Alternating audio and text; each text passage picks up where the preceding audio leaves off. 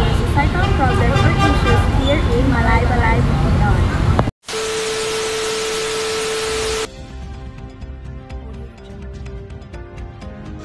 May buntag, ma'am. May buntag. Siya Ito ko. ngalan gani, ma'am. Desiree lang. Kasi, mga tala lang po, ma'am, o unsay common or major nga problem, societal problem diri sa Malaybalay nga imong nagpuan? Pareha sa mga nga business, isagit sa pinaka-concern na mo ka ng pagkawala sa kuryente nga wala bitaw notice. Wala advisory. Wala advisory kay ang amo magong business kay kinahanglan siya og kuryente. Sa amo wala may generator. So in kaso gakamulon mi og friend na ay mga dinalian, maputol siya nga so kung affect siya sa amo ang sales kada adlaw. Thank you, ma'am. Sige.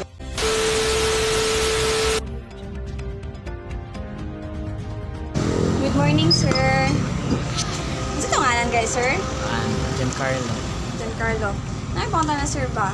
As a student, ano mo na-feel, na-experience na may nga societal issue dito sa Malaybalay?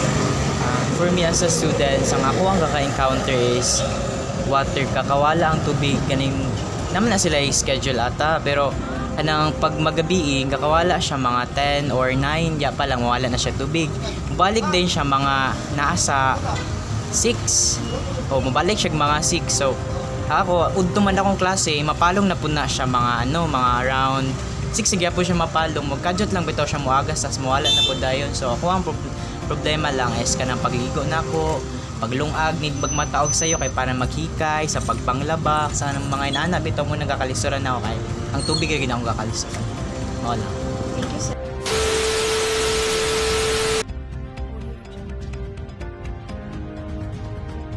Ay, good morning, sir. Good morning. Mag-interview na ko kami sa mga sir. Unsa na mga societal issues or problem diri sa Malaybalay nga imong na-experience karon? Most commonly, mga itong mga panalito no, mga like mga basic needs ito, bugas. Ay medyo nagmahal gid kay nga medyo nagtaas gid siya, nagmahal gid siya. Sabi na itong gasolina sad. Apil gid ko na mabutang sa itong daily needs, sabi na itong mga motorista. Apil gid na kay medyo ni taas gid balik. Then sa po this ang atong traffic.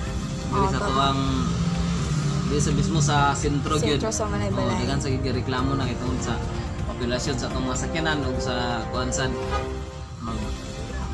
Maro na yung kanang tulo, mo na yung main reason gid nga medyo Problem gid sa may gid ang Malaybalay. tao. So maro man na kung kuan gid nga pinaka major. Thank you kayo, sir. You're welcome.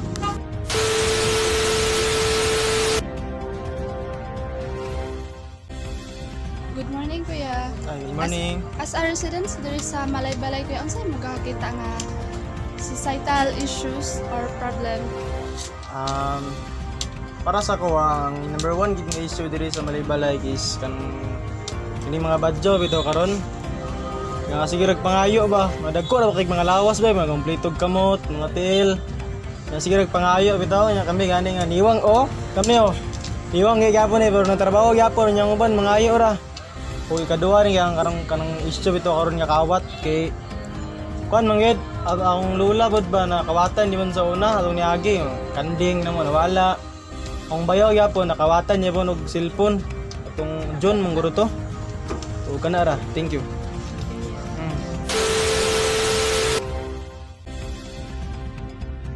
Nga po, sir, as a residents diri sa Malaybalay, sir, unsang imong kakakita nga societal issues or problem din ni sir?